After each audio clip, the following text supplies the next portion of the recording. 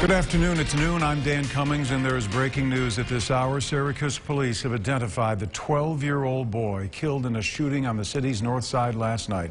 Officers say James Springer III was hit by gunfire at a family gathering on John Street.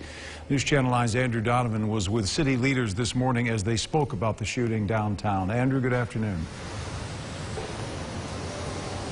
Dan, good afternoon. We saw both anger and sadness from both the mayor and police chief as they announced the death of this 12-year-old because of the shooting last night. James Springer was a 6th grader at Grant Middle School. He died at the hospital early this morning. Detectives don't know if he was the target of the shooting or caught in the crosshairs of a bullet meant for someone else.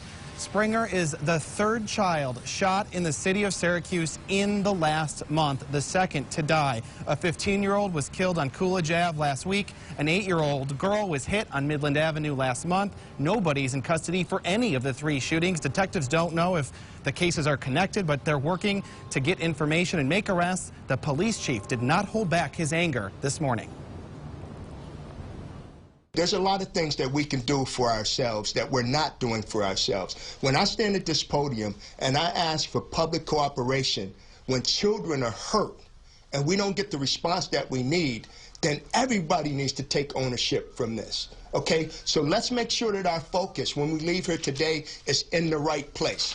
That we can do this together, but we have to come together on this. And yep, we talked about tipping points. Well, we've reached a tipping point, and our emotions and everything else is spilled on the floor. So now's the time, and we're done here.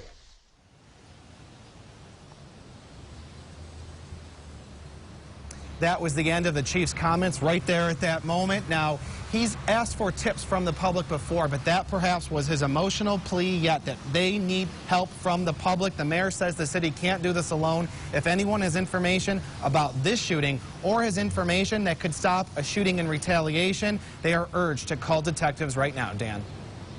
Andrew Donovan, live coverage downtown. Thank you. If you do have any information that can help or know someone who does, detectives at Syracuse Police would love to hear from you at 315-442-5222. Of course, we'll bring you updates on this story on News Channel 9 first at 4, looking at how teachers, classmates, and the city school district are all responding to the loss of this young student.